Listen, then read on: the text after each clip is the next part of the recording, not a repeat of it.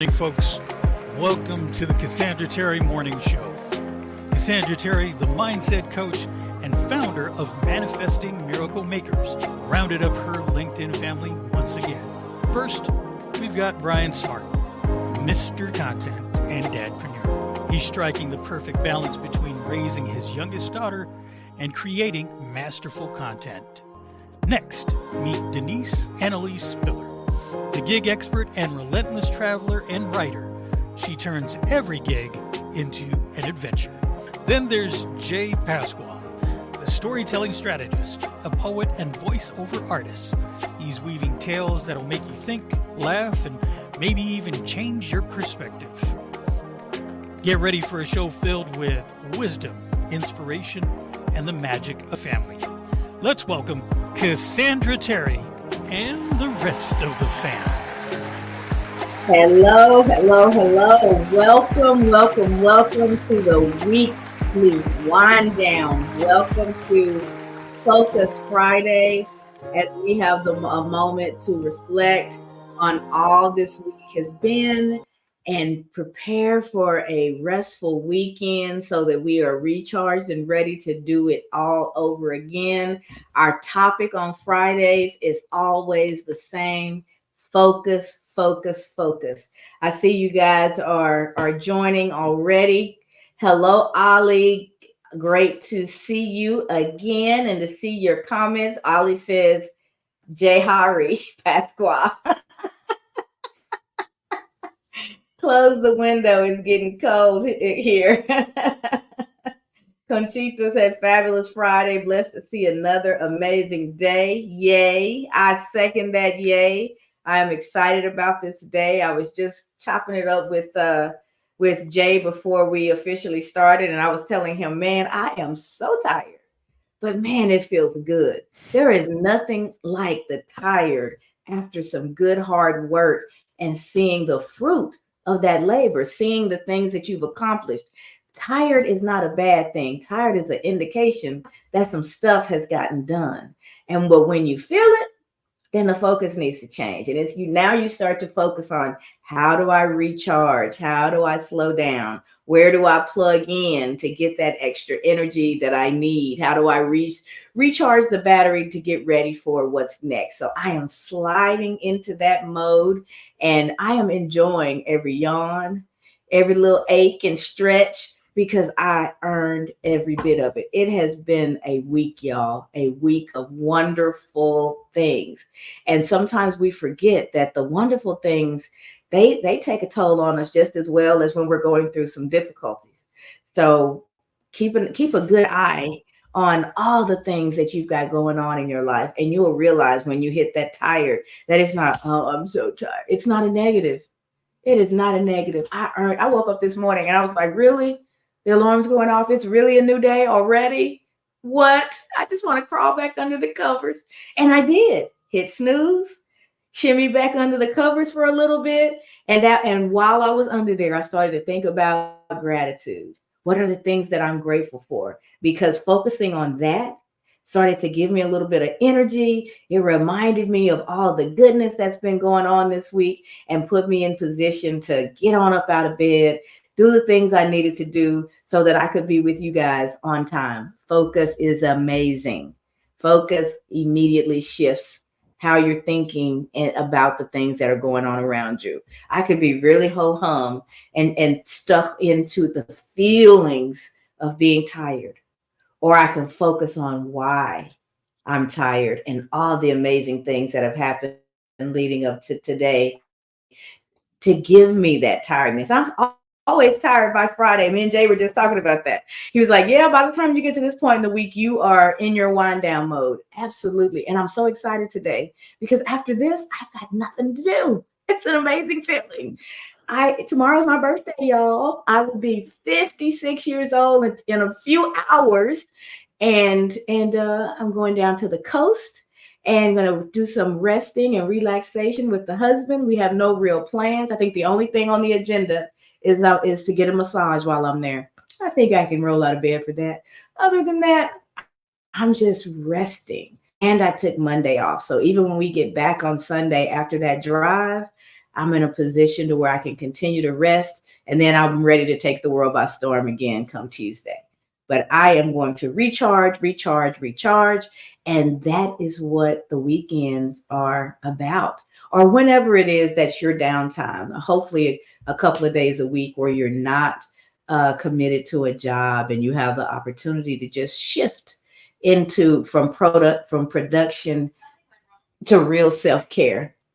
That's where I'm at. I've got a few hours of production, and at 10 o'clock, which is just about 2.5 hours from now, production Cassandra shuts down. Relaxation and self-care Cassandra will be in full effect. And I'm gonna see y'all back next week. Recharged and ready to go. My eyes will be a little bit bigger again because they won't be quite so puffy. But I've noticed by Friday, I'm down to just some squints. They feel tight. But again, earned it, earned it, earned it. We had a wonderful 4-day SOAR challenge. Conchita and Kim from this group were with me, and Brian, every day. So we have looked at SOAR from every which way, every angle, giving them actionable steps and exercises that they can take and implement into their lives, so that soaring is not something that they're just talking about, but it's something that they actually know how to personalize and implement so that they can take off towards their goals, take off towards what's important to them, really take off towards the life that they want to live. 4 days every night after work for a couple of hours, we were together. And last night was glorious for me personally because I graduated the first class, the inaugural class of the SOAR framework. And I think I had to do about 12 certs, and they're beautiful. Their names are on there, what they've accomplished, and they're actually going to get snail mail. I'm putting them in the mail today on my way out of town so that they have something to remember what they've accomplished and how hard they worked for themselves, the investment that they made in getting better. So I am so proud and so excited because I was just telling Jay, I remember a couple of years ago in the very place where I'm headed today, and at my place in Port Aransas, I was it's a really quiet, serene place, and it's on the water.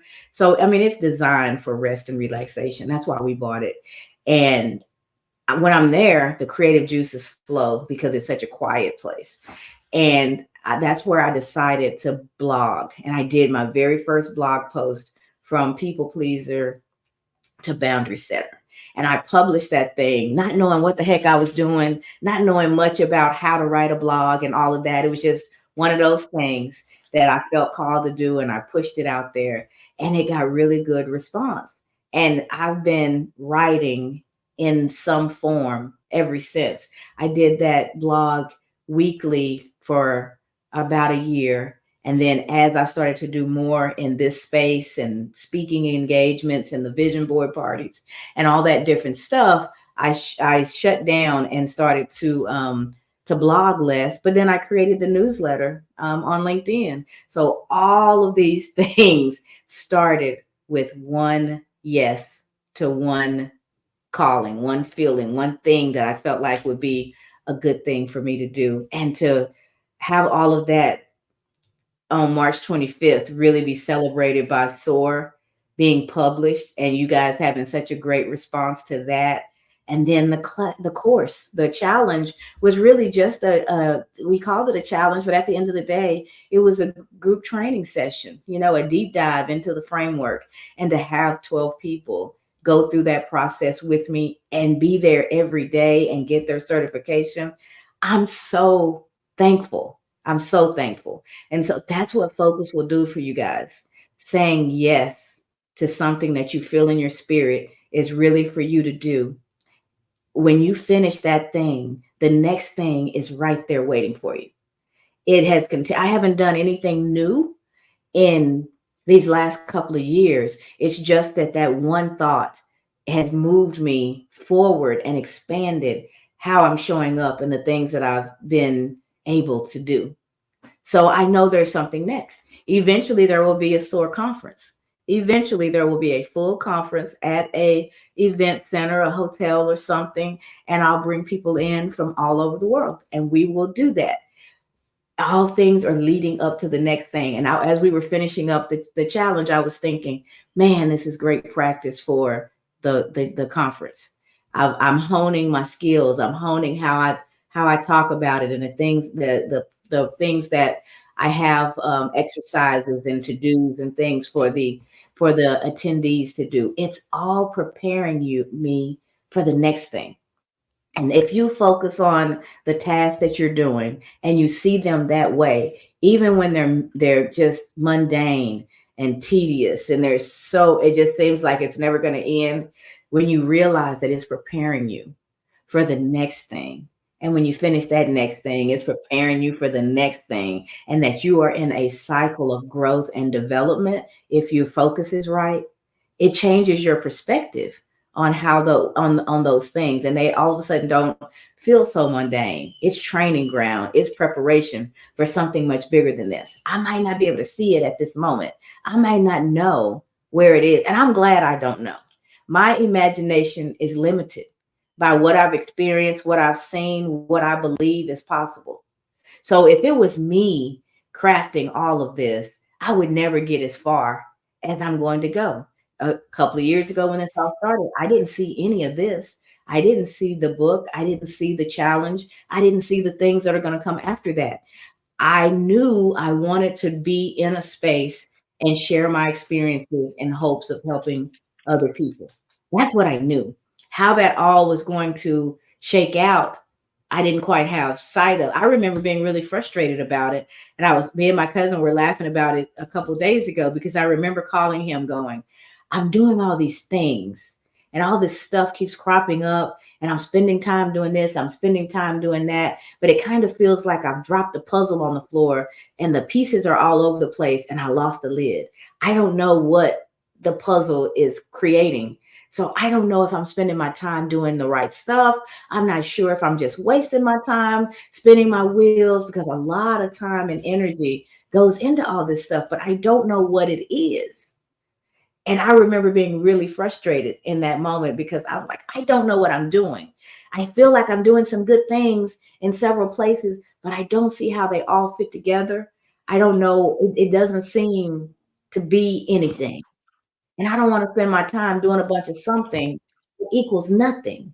And so I was really pondering all of that. And I was in my human emotions going, what the heck is going on? I don't know why I'm even doing all these things. And we laughed about that. I was like, what a difference a few months made. Maybe I don't even think that conversation was a full year ago. And now every one of those things are all integrated and they tie together and they make perfect sense to me. That's hindsight. That's being able to look back and evaluate what's going on and see how things come together. In that moment, I didn't, but I also didn't stop. I maintained my focus on the original goal, reaching as many people as I can with my story and with how I've overcome things, in hopes of short circuiting some of their dark days, short circuiting some of their difficulties. Maybe if they see me on the other side of some of my trauma and drama, then they can see themselves getting through whatever it is that they were going through. The big why, the underlying goal. And as long as I stayed focused on that, I just kept doing those little things that were cropping up. But y'all, they did not make sense. One day I'm blogging, the next day I'm hosting a vision board party. I'm like, what what am I doing? Why am I doing all of this stuff? Now I'm on social media and talking my head off about stuff. Nobody's listening. What if nobody comes? All of those internal thoughts, all of those self-limiting beliefs that you've experienced at some point in your life, everyone has. Doesn't matter how the talking head, be it me or anybody else, doesn't matter where they are today. They've had those thoughts leading up to today. They probably have had at least one or two today, and you'll have them tomorrow. The key is to be able to recognize them, to focus on them in the moment so that you can reframe them and you can get yourself in position to move past them, to not allow them to control the narrative, to not give them the power and allow them to determine what you're going to do and what you're not going to do, what you deserve and what you don't. That's yours. You take the reins and you write your story. If you allow your fears, if you allow your limiting beliefs, if that's where you focus, you will make your life much smaller, much less enjoyable, and you won't go for the things that are calling to you, that very thing that's going to open you up to the next thing that's waiting for you. Those things will go unnoticed, or you'll run in the other direction out of fear. But when you're aware, you can do anything. And starting with hushing up that inner critic, talking to those fears and letting them know you've got this. And as you do that and maintain that focus, you get closer and closer and closer to the life that you want. And that's what it's all about. As far as we know, this is the one life that we get on this side, and we want to make the most out of it. When we're looking back over our life and we're closer to the end of it, we want to be able to say, I earned this tired, you know? I've done well.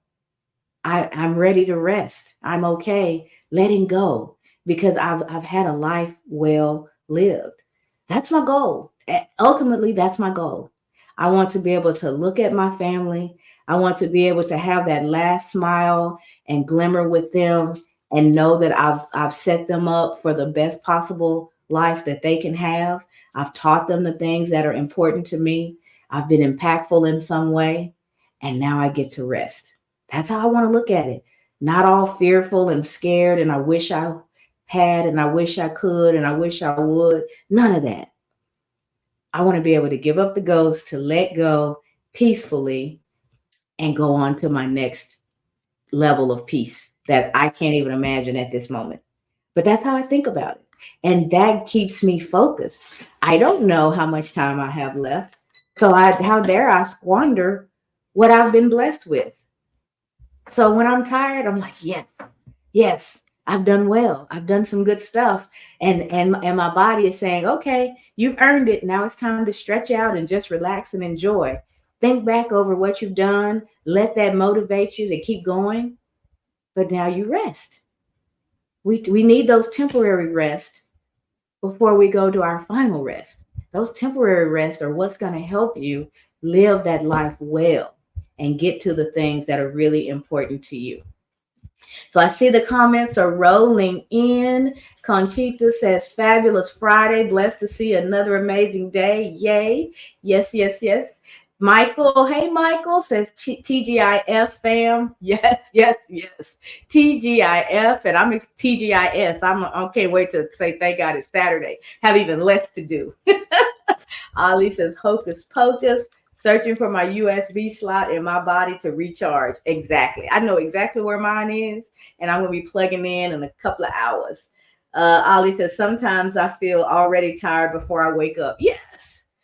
This morning when I woke up, it was like I slept, but I'm waking up tired and not recharged. Oh, it's Friday. Oh, it's the end of the week. I did a few things this week that I don't typically do, so I added to the plate. So the body is like, we're gonna take it slow today. We're going to enjoy what has been, but we're not putting anything new on the plate. We're going to try and get it as empty and as clean as possible so that you relax and recharge. Honor those feelings. Be excited about the ability to do it. Ollie said, let's see, who did I miss? Oh, Marjana, I'm probably saying your name wrong, but welcome, welcome, welcome. That says hello from, it looks like RS.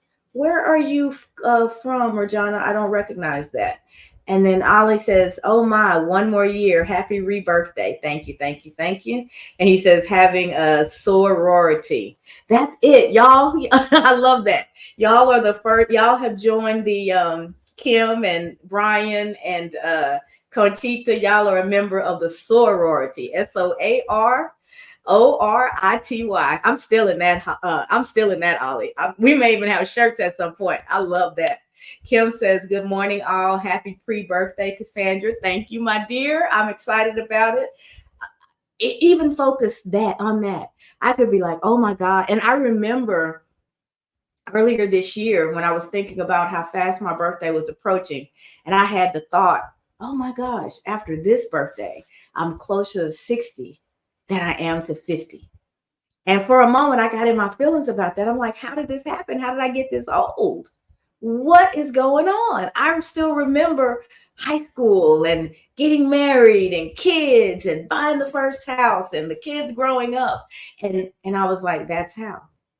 All of those things, all of those days and all of the things that you've experienced, that's how. That's exciting that in a short time, because on the grand scheme of things, 56 years is not that long. And a lot has been packed into those years. A lot of good days, a lot of accomplishments. That's what I chose to focus on. And it got me excited about my birthday. How blessed am I? My dad didn't even see his 43rd birthday. He and our birthdays are 1 week apart. So when my birthday is on Saturday, the following Saturday will be his birthday. But he has not been able to celebrate his birthday on this side of the grass, as Brian says, since he was 42 years old. So you can imagine, as I was coming up on my 42nd birthday, the things that my mind was trying to tell me and make it a fearful time. And then I realized a few years later, it's like, man, I've outlived my own dad. And now I've outlived him by many years. My sister was saying last night that this year will be 30 years. I didn't even, had not done the math to think that he's been gone almost as long as he was alive at this point. He died the day before his birthday, 42 years old. And it just blows my mind to think how much time has passed and how much has been packed into the life that I've been blessed with. And when you think about it like that, and you realize you hit another year of blessing, the number doesn't become such a big deal, because I'm focused on all the things and the people, the community, the blessings that have been packed into that experience. Way more good days than bad days. And there was a point in my life where that's not how I felt. That was not my experience. But man, has God made up for it. Every time I've bumped my toe, every struggle, I've had an order of magnitude of goodness in relation to that one difficulty. And when you look at your life and you can say that, you can't help but to be excited and help but to be grateful. So your focus determines a lot how much of your life and how you enjoy that life. So that focus is powerful. I could be, stressed, thinking, I'm getting old. What do I need to do? How do I take care of myself? I don't want people to know how old I am. I sing it from the rooftops. I will be 56 years old in less than 24 hours. I'm a grandma, have old lady issues, and I love every bit of it. Every bit of it, because it's a blessing to be here and to be able to do the things I do, to have the energy that I have at my age. It's amazing. I remember when 60 was old. When I was a kid, I thought that was old. That's only 4 years away from now. I'm nowhere near being old. So I don't know what 60 is anymore, but it's going to be fun for me. I'll be getting some stuff done, enjoying my life, because that's where my mindset is. That's how I choose to see it. That's what I'm focused on. We all have that power. Let's see. Ollie says, I was saying yes, but was unable to persist on registering. Is that the challenge, Ollie, you mean? Kim says, blessed to be a part of the SOAR kickoff class. Absolutely amazing. If you missed it, you don't want to miss the next one. Thank you so much, Cassandra. Great content, great group. Appreciate everyone in the group. You guys are family now. Y'all have shared so much of yourselves consistently this week with each other, that you are a unit, and you guys will be able to share with each other things that only you would understand, because you took that journey together. And we've built a mini community within the M3 family. We've built a mini SOAR community this week, and I look forward to seeing that community continue to grow. Ollie says, Cassandra's SOARference. It's going to happen, Ollie. I can see it. I can see it. So the things that you can see are just indicators of where you're really going, or what you're really capable of. I can see the conference. So I'm 100% certain that that's going to happen. That's within my abilities at this point, because I've grown to the point to where I'm comfortable pulling together speakers, getting a venue, making things happen that will be of value to anyone who decided to come, right? So the conference is absolutely going to happen. The beautiful thing about focus is what you can see. There's something so much bigger beyond that, that's out of your reach, out of your imagination. And so I'm excited about the conference because it is going to lead me to even what's next in my journey, right? If I can see it, there's something so much bigger that it's blocking. My vision, it will only go so far. You look down the highway, you can only see so far, but you know, without a shadow of a doubt, there's more road, there's more scenery, there are more cars, there's things going on down there. They're just not in your view yet. And that's how I look at my life. The conference is in view. So I can't even imagine what's on the other side, but I can't think about it without getting excited because I know it's good stuff. All right, Sonia. Hey, hey, hey. Sonia says, good morning, fam. Kim says, I hate puzzles. I am a big geek.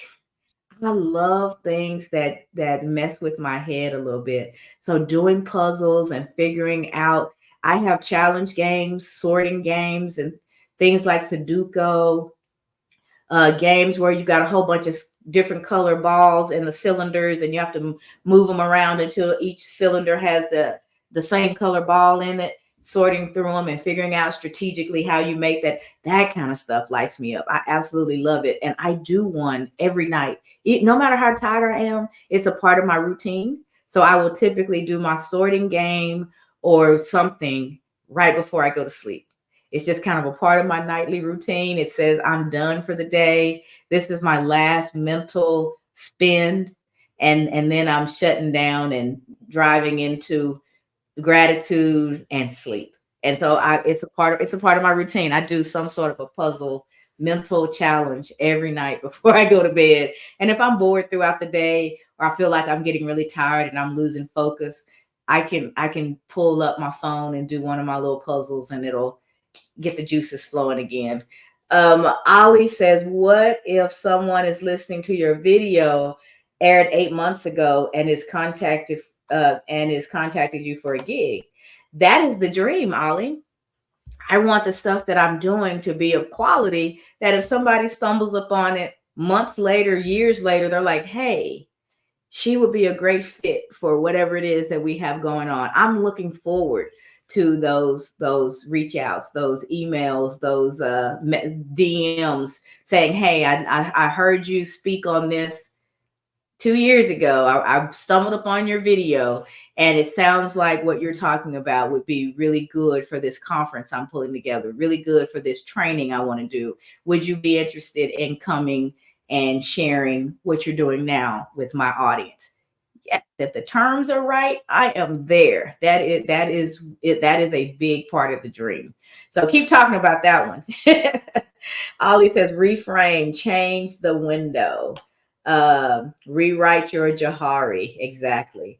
We are never sure to be closer to an end. We can be 46 and leave in a few weeks, or being 90 and still have 16 blessed years. Absolutely. My grandma's going to be, I think, 97 this year.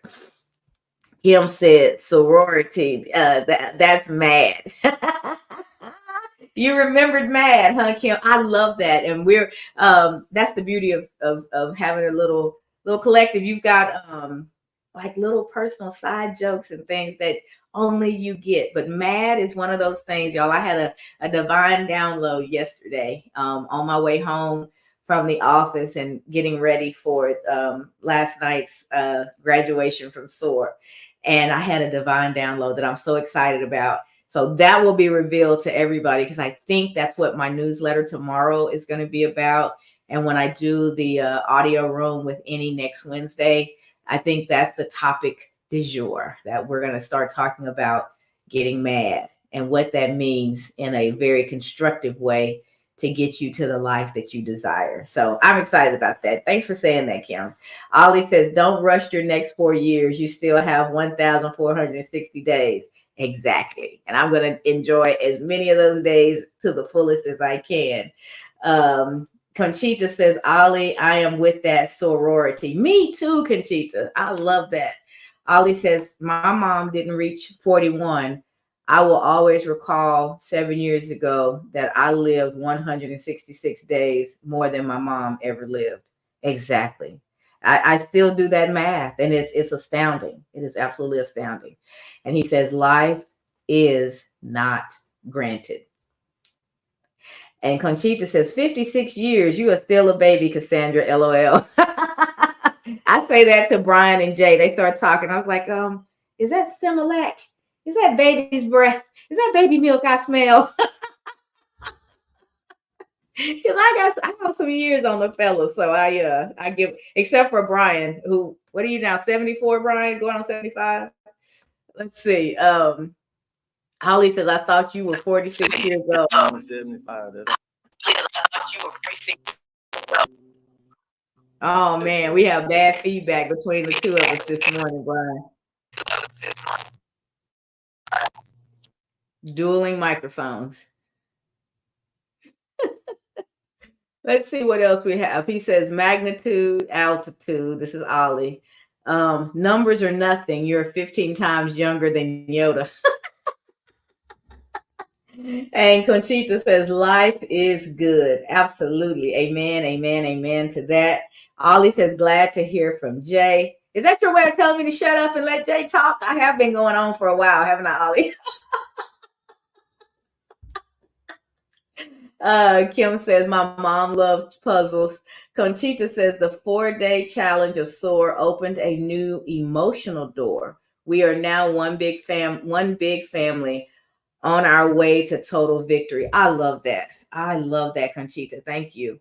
Ollie says, may the dream of planting seeds is reality. Happy to help each other. That's right. Kim says, I have so many glued and framed puzzles from her. It's funny, actually, that she was proud and thought she would love. Is this she would love this? Can't wait to read the newsletter. Jumping in my car for work. Sometimes I lose the connection. In case I do, have a great birthday. Happy weekend to all. Thank you, Kim. Thank you, thank you, thank you. And Ollie says, yay, Brian is waking up. Ollie, you are too much. Let me share the quote for today, and then I will pitch it over to Brian, and I'll mute my mic so we don't get that feedback, and hopefully we can hear him clearly. So today's quote is, whenever you want to achieve something, keep your eyes open, concentrate, and make sure you know exactly what it is you want. No one can hit their target with their eyes closed. Paulo Coelho. So I like this one. You know, I mean, when I read it, I get the vision of a person tying the magicians and the people tying up their faces, and we're all astounded because they're able to hit the target. So, you know, we can conjure up pictures of when that's not 100% true. Your target could be hit with your eyes closed, but the likelihood, increasing the probability of success, of actually hitting that target, is so much higher when those eyes are stayed on the target, when you're focused on what it is that you're trying to do. And the first thing, part of what he said, was make sure you know exactly what it is you want. So you have to get that clarity first. So there's another place where you focus. You go inward, you focus on yourself and your dreams and your desires, your values, your passions, what it is you really want to do with this thing called life. And you come out of that with a clear picture. And once you have that clarity, now you're in position to line up towards that target. And all that's happened, but all you're doing now is looking towards the target. There has to be implementation. You have to pull the trigger. You have to take that first step and start to move in the direction of what it is that you desire. So I love this quote. I'm going to give it over to you, Brian. Let me read these last 3 quotes that have come in really quickly. And then the next person we'll hear from is Brian. Ollie says, "Tao tao much." My mom, Joanne. Oh, you came in on your personal page and not your business page today. She says, "Good morning, fam." Ollie said, "Throw it away, throw it away. Give your love, live your life each and every day, and keep your hand wide open. Let the sun shine through, because you can never lose a thing if it belongs to you." That's a beautiful song. Thank you, Ali. Thank you, Ollie. Yes, I love that. Let me check one more place really quickly. Let's see who's Lakaya 0420. Welcome, welcome, welcome. Glad to have you with us also. And with that, Brian, I am going to mute and give you the opportunity to share.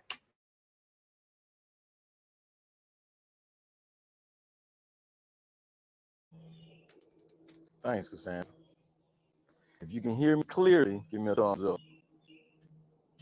If you can't, okay, awesome, awesome, awesome. So, first off, Grand Rising. Glad everyone is moving around and feeling good with a smile on the face. It's a great day. And now we get to talk about the definite objective again. We talk about that so often. I really feel like it's starting to move into what I knew this was going to ultimately be for me, right? The opportunity to share how I mastered my mind. Everybody has the opportunity to master their own mind. You can't form a mastermind until you master your own mind. Master your own mind, and it starts with what your quote is saying. Make sure you know exactly what it is you want. Concentrate, open up your eyes, and you can get that thing, but you got to know what it is first, right? We get so wrapped up in this thing y'all were talking about earlier. Time is relative. Time is emotion. Time is how you feel about a situation. Time is preparation. Time favors the non-drifter, because the non-drifter knows what it is that he wants. He's not just going to fall for every little thing that comes his way as he moves through life. That's what drifters do. That's why drifters fall victim to time. That's why they're so afraid to get old. That's why they're chasing the dollar when they're young. They're doing the exact opposite of everything that you need to do to actually make time work for you. I told you, Cassandra, I'm not losing my title. When you focus on time from the perspective of how you can use it instead of trying to beat it, time is like gravity. It's an irrefutable law that you cannot break. It's immutable. You can't shut it up. Time is time, but time favors the non-drifter. When I was younger, I didn't see getting old as a bad thing. Guys I knew, they knew what they were going into and they went into it anyway, or they made up their minds they were going to go another way. At any rate, when they got older, they were successful. They were happy doing the thing that they were doing because they had made a plan for the time. If you don't plan your time, the world will plan it for you, and the world is not on your side. You should not see, I don't see getting older. 74, I don't feel like this is the end of my life. I'm feeling pretty good right now. I see life like it's just starting. I see so many opportunities I haven't had the opportunity to. Now I have those opportunities available to me. You think I'm gonna not take them just because I'm 74? Get the hell out of here. That'll never happen. I'm moving on. I'm moving forward, right? Because I have a plan for my time. I plan my time. When you plan your time, time works in your favor. Don't be a drifter. Everything that comes your way is not for you. Nothing is solid till you made a plan for it. You can't make a plan unless you know who you are. When you know who you are, that's when you can get the objective. That's when you can do what this quote is talking about. This exact same thing. I think it's time to move forward with that DO. Thanks, Cassandra. You are very welcome. I was starting to try and write down those three things that you were saying at the end because technology was messing with you a little bit. And they were so key. I didn't want everything that comes your way is not for you. I grabbed that one. And then there were two more after that. And I'm not sure. I don't remember now because I was starting to write. I lost focus. Do you remember what you said after everything that comes your way is not for you? If you do, unmute and share those two things again slowly, because the technology has you a little choppy.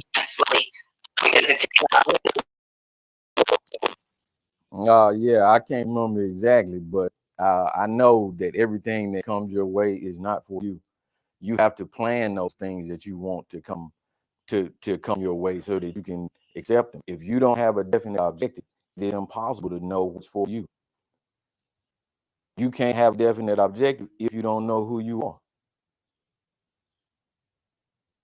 This is key. This quote right here will shift your life. You got what? Two sentences here. This quote will shift your life if you see it from the right perspective. You have to make a plan. I'm not joking here. If you don't make a plan, you are wasting every gift that God has available to you simply because you think this is all whimsical and lackadaisical. You can just drift through life. Time does not favor the drifter. I'm telling you, just like gravity does not favor a jumper. Jump off a building and see if you're going to think your way into not splatting on the ground. Not going to happen. Same thing goes with time. Don't make a plan for your life and watch what happens at the end of it. And here's the thing about not making a plan and being a non-drifter. If you're able to do that, when all of that other stuff comes your way, you don't feel like I need to jump over the bridge. I need to run the other way. You can face it head on and know, okay, this is just one of those things that comes when you're running this race. When a sprinter is running and they have to jump a hurdle, they not just looking at the hurdle like, oh man, I can't believe this is there. No, that's part of the race. You have to jump over that. And in order to know what that is, you got to know what it is you're doing. If you thought you were getting ready to play football and you getting out there to sprint and jump over these hurdles, you're gonna be in bad shape. You hadn't trained that. You didn't know what your definite objective was. And now you're in a whole mess of trouble. You out there with shoulder pads on and some more stuff. How you gonna jump over that, man? Everything is not for you.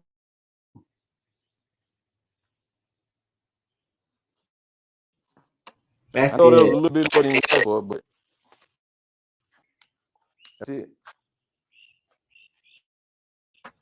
That was good. That was good. Thank you, Brian. Man. So Ollie says, each year we have different energies. Always plan your time and always allow unexpected to lift you up if you decide. And he said we got the gist of what Brian was saying. Life offers you a buffet with gazillion things, but you don't eat everything. Exactly. Everything that comes your way is not for you. And when you were talking again, Brian, I remembered the second thing that I was trying to jot down, and that was that nothing that we're going to do is solid until we've built a plan for it, right? You have to have that plan, or it's just a wish, it's just a dream, it's just a conversation. But once you build the plan, now you have those actionable steps. And once you take that first step, you are in it. You are moving towards that definite objective. But you have to know what it is first. Define that target. What is it that I'm shooting for? Be real clear about that. Build a plan to get there. What's the roadmap? How do I get there? And then take those necessary steps. You'll get there.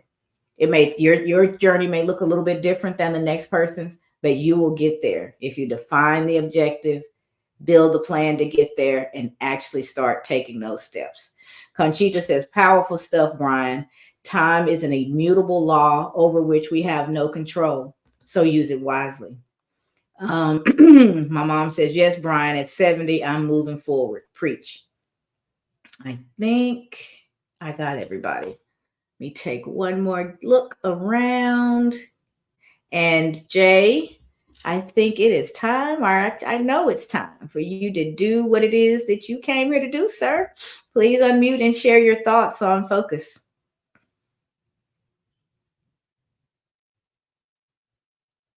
Absolutely. Um, a lyric comes to mind actually, um, as we're talking about the birthday and loved ones who have passed and stuff. And it's it's the old school song. Time keeps on slipping, slipping into the future, right?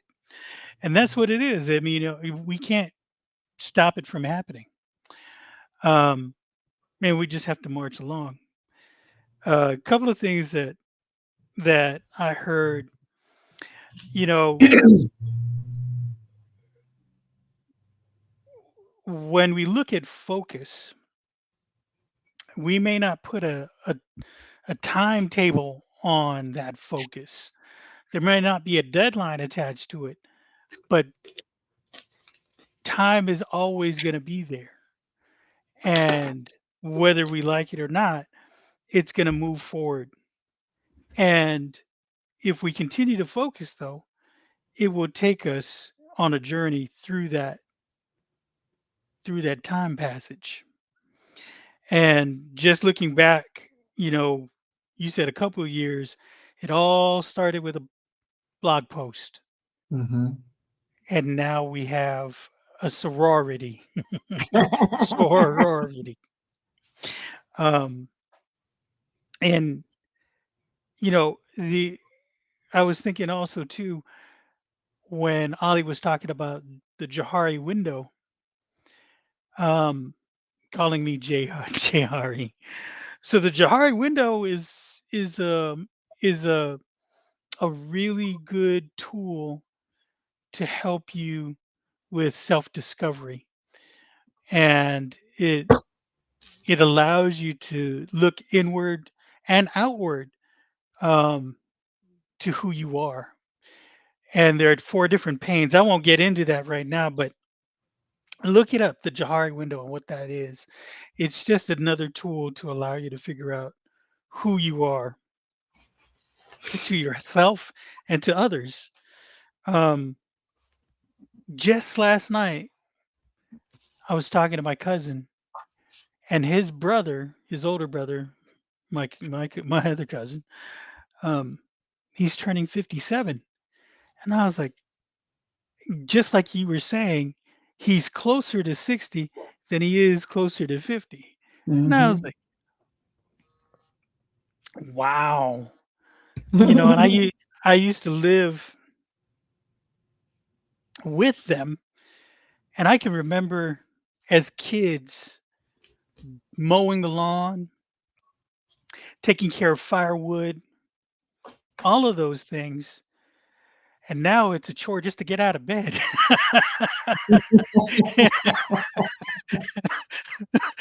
um, and that's what my cousin and I we were talking about. It just everything hurts. And it's from waking up. Like, what did I do in my sleep that I'm waking up hurting? So those are some of the things I was thinking about. Um, and then you mentioned that your birthday's tomorrow, and that's Mm-hmm. also a milestone for me because it's Right. the The tornado. anniversary of the tornado, right? Um, and I thought about that time in relation to focus. And if I didn't have the focus I had at that time, and I just stayed stuck in my feelings about woe is me and why is this happening to me and why is there always this adversity, then I probably would have never moved past that. And then that following year, so I'm 49, and as they say here in the South, I'm fixing to be. Um, That's 50. better than I say finna. I'm finna do Finna. it. I'm finna Fin- do it. Give me a minute. right. So I'm fixing to be 50 in August. My mama was I thought I smelled 59. some of that. Yeah, well, my mom was 59 when she passed. 1 month Mm, before wow. her birthday. 1 month Wow. before her birthday. She didn't make it to 60. So these are the things that all came to mind as you were talking and as Brian was talking. And it really just hit me. And the one biblical figure that stood out to me was Joseph. Mm. Not not the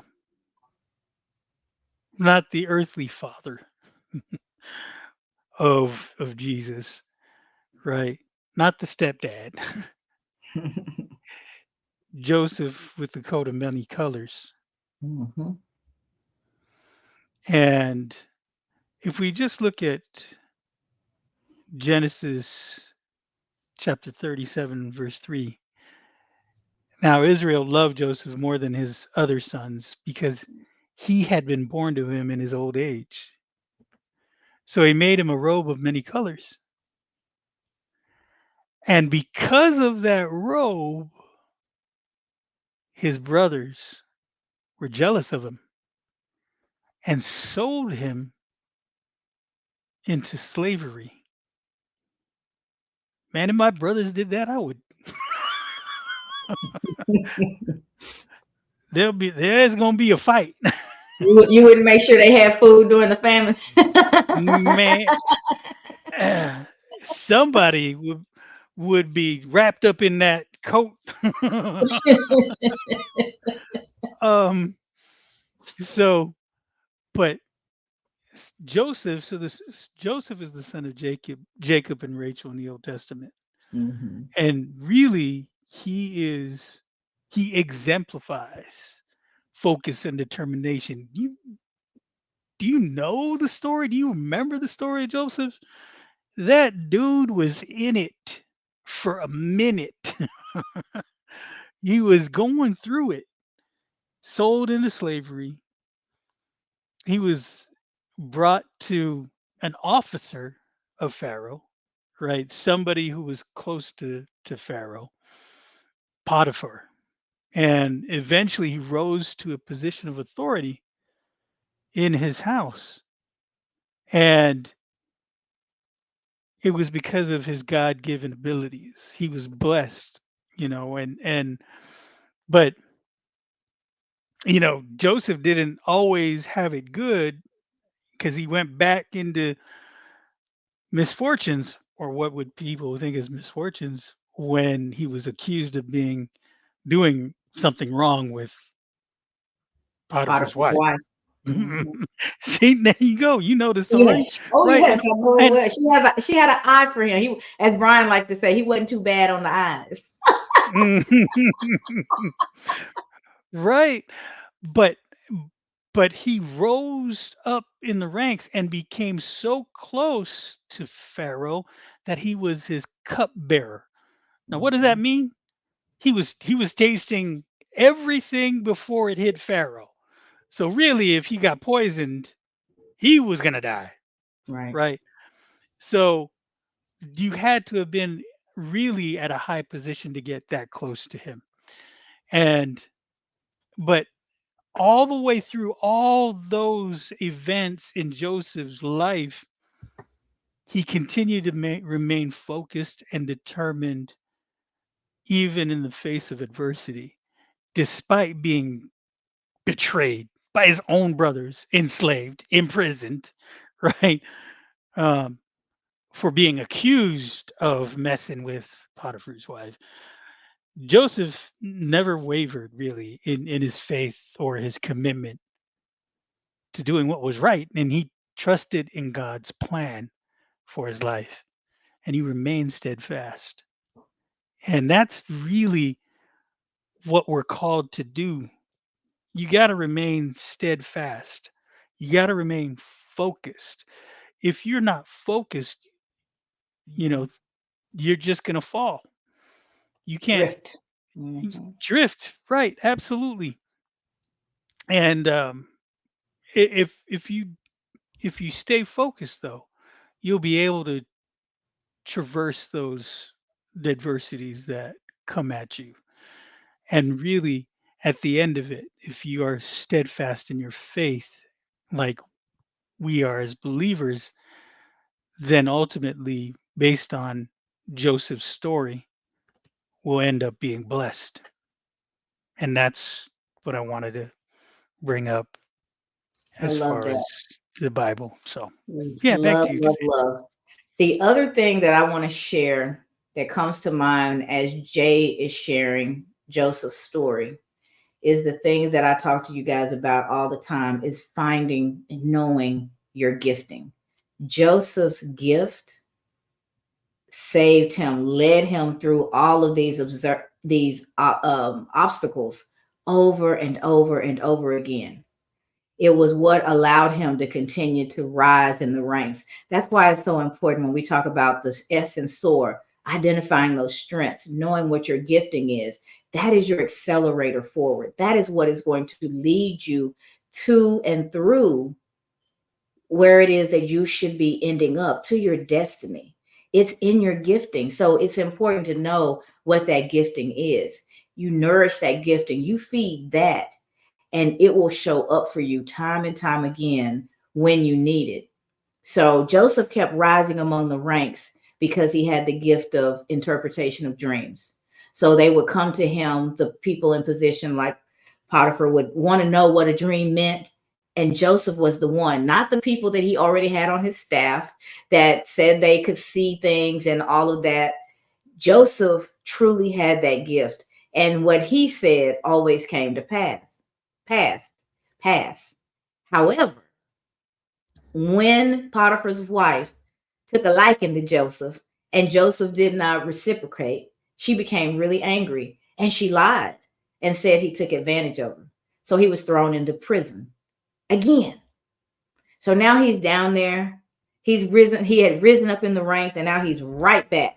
He's gone from the top to the dungeon all over again. But his gifting was not forgotten. And these dreams started to come back and they needed to know what was happening. And no matter who Potiphar talked to, he wasn't getting what he needed and he remembered. The Bible is very, very, very specific in saying how Joseph was remembered. He wasn't remembered as Joseph just because he was Joseph. He was remembered because of his gifting, and that gifting was needed for the time that was coming for those people. So because of his gift, because he had shared his gift, because he had walked in integrity and nourished his gift led him out of prison, right? And they had to go and get him. He said, "Go get that guy. I remember him and what he was able to do for me before. Go get that guy because I need that gift." And Joseph was brought out of prison and back to Potiphar. He was restored. He was back close and with the man. He told him what he needed to know, and he saved the nation from famine and all these things that were about to go on. Joseph understood what those dreams meant, and he could foretell what was about to happen. Priceless gift. And those same brothers who had done such a vile act to him when he was much younger had to come begging for their ration, needing food so that they and Joseph's father could survive. His father, who, by the way, had been mourning him this whole time, thinking that he was dead. That's the story that they told. They went back and told dad, and we found his coat. It's got blood on it. This animal ripped him apart. We can't even find anything but the coat. And so his dad had been mourning all of those years, thinking that his son had died. But his gifting and his integrity saved not only that nation, but his family and he was restored to his father, and he forgave and restored his relationship with his brother. He didn't mar his gift by being angry and resentful and unforgiving and bringing all that negativity in to coincide with his gift, because dark and light cannot coincide. So he forgave, and he took care of them too, the very people who had wronged him so badly and had left him for dead. So there's a lot of life lessons in that story. But the one I want you guys to grab hold of in relation to what we talk about day in and day out on the Cassandra Terry Morning Show is identifying your strengths, knowing your gifting, because your gifting will lead you to your destiny, and it will lead you out and through those difficulties. There's nothing like your gifting. So know what that is. Because of his gifting, he was not forgotten. Let's see. My mom says, preach, Jay. Yes, let us beware of that green-eyed monster. Yes, we must and remain steadfast and focused. Great story and an analogy. Joseph is a prime example. Thank you so much. Conchita says, thanks for that share, Jay. The story of Joseph is one of the greatest examples of unwavering faith. Absolutely. Ollie says, a gift has no value if it is not shared. Yet also you have to give this gift to people who are aligned and connected to God. And Conchita says his gifting was not forgotten. Well said, Cassandra. So, yeah. Oh, and Ollie reminded us that when you were singing Fly Like an Eagle from the Steve Miller Band. And he says, sing it, Jay.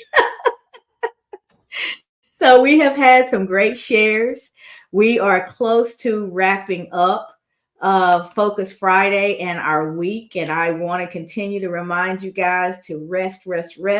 But I did promise earlier in the week, whenever I remember, I'm still a work in progress, but I want to make sure that I'm consistently giving you guys actionable steps to help you develop in the topic of the day. So there's a few things, maybe 5, I think it is actually, not a couple, that I want to share with you guys about what things that you can do to help expand your focus.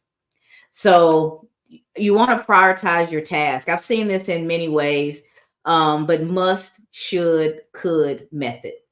The must things that are on your to-do list are the essential things, the things that are that absolutely must be done. The should things are things that are important, but they're not the highest priority right now. And the could things are nice to haves. It'd be great if I could get to this, if this happens, but if it doesn't, life moves on. Must, should, and could, categorizing your task into one of those 3 categories will help you prioritize. Because guess what? Could, should, and could are not even thought about until the must list is completed. So on your must list, how many things are there? Prioritize those things, with the most impactful thing being first, the thing that you absolutely got to get done first on that list. And you walk down your must list, and then you move to should. You reprioritize and say, okay, has anything changed? Has something else come up that's must? If so, you move it to that must list. That's always priority number 1. You get those things done no matter what. And then the should list, prioritize those. What's the most important thing on this list for me to do? What's going to be the most impactful? Sometimes it's which of these things is the thing I least want to do.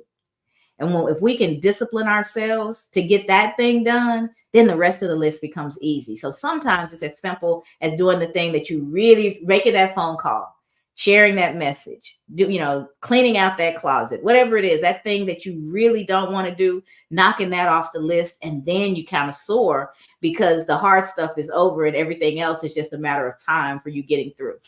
But categorize your things in must, absolutely essential, should, important, but not the priority right now, and could. It'd be great to get, these are your nice haves. It'd be great to get to, but it's okay if I don't.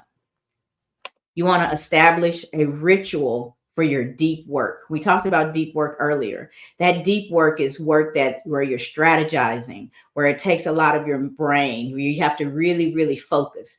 So you want to create an environment for that work. You want to know what time of day you're capable of doing that work. I tell you all the time, from 2 to 4, that's when I check emails and catch up on things and return phone calls and do things that don't require deep thinking, because I'm always slushy during that time of the day. I'm not sharp. Sharp in the morning, sharp at night, 2 to 4, big old slush ball. So the brain just doesn't fire on all cylinders doing that. That's recharge time. So I can do the things that are more mundane or easy on the brain. So get to know yourself at that level. So when it's time to strategize, when it's time to really think and go deep in some work, that you know when to do it, and you have a good environment to do it that's free of distractions. It's set up, all the things that you need are right around you. You have good lighting, you have comfortable seating, whatever it is that you need to be at your sharpest. Make sure that you have a place where you get that type of work done, and a placement. What time of the day am I really able to do it?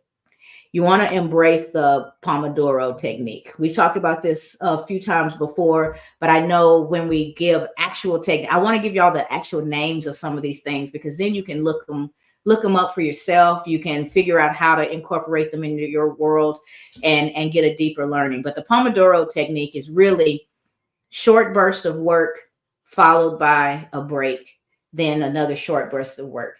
It's typically about 25 minutes of work followed by a 5-minute break. So you got that 30-minute cycle. And then you do the same thing all over again. And by the time you've done 4 Pomodoros, you take a longer break.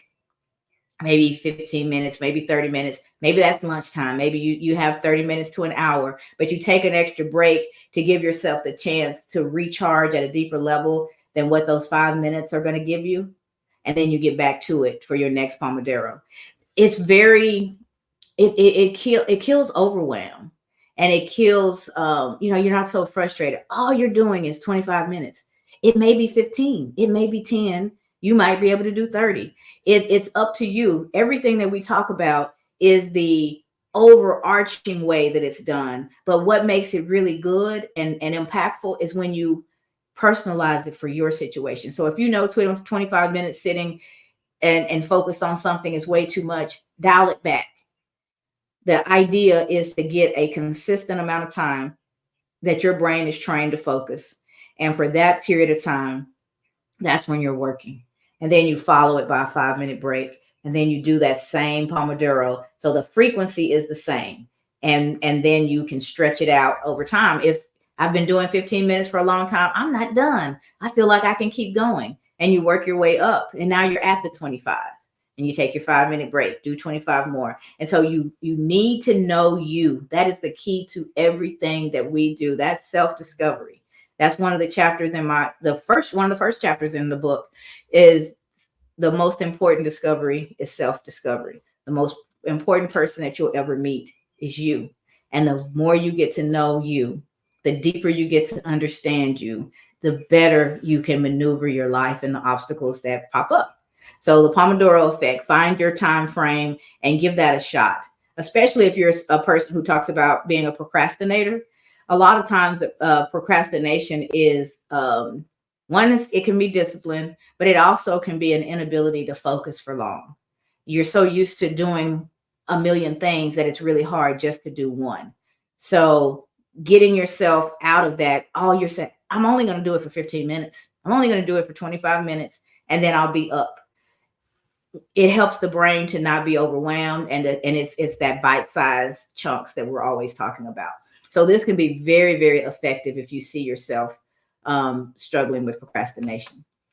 And then the last one of the best things you can do for focus is practice mindfulness or some sort of meditation that is designed to help you to focus deeply and to get in a routine of that. It rests your mind.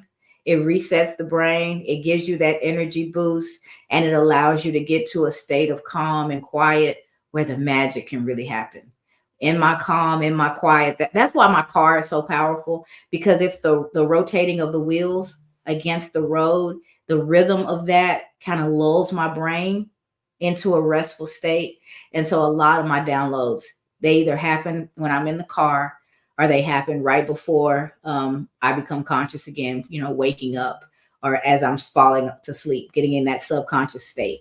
And I think the car lulls me into that state without me being aware of it. And that's why I get those great downloads there. So finding and breathing exercises. For you, it may be walking and observing nature, observing the things around you. What are 5 things I can see? 4 things I can hear? 3 things I can smell? 2 things I can touch? Just walking it down. It really makes you focus on the present and notice the things that are around you. That's a mindfulness exercise, getting present. So there's plenty of them, and I've shared with you guys different ones on different shows. But there's all kinds of apps and things that you can look for. But practicing mindfulness and meditation will expand your ability to focus tremendously. All right, I see 3 more comments have come in. Let's see. My mom says, preach, daughter. That is so good. Your gifts will make room for you. Absolutely. Ollie says, blessings and hear you tomorrow, Jay. Conchita says, outstanding time management tips this morning. Thanks to the fam for a fantastic Focus Friday. You are welcome, welcome, welcome. We are wrapping up not just our day, guys, but our week. Tomorrow is birthday for me, so it's all rest and relaxation this year. My husband was like, this is the first time in a long time that you haven't had a party and gotten all the family together and stuff. And I'm like, But that's what I need. I need quiet. I need peace. I need recharge. And so I am looking forward to that shutdown. Yes, Jay. And so I will see you guys back here soon. Next week, we will be back Tuesday. Thank you for joining us today. Make sure you join us every week, Tuesday through Friday, 7:15 a.m. Central Time for the Cassandra Terry Morning Show. For advertising or sponsorship questions, reach out to Cassandra or any member of the FAM Collective on their LinkedIn profiles. Have a great day, everyone. Have a great day, everyone. Get that R&R. Be ready to hit it again next week. Thank you.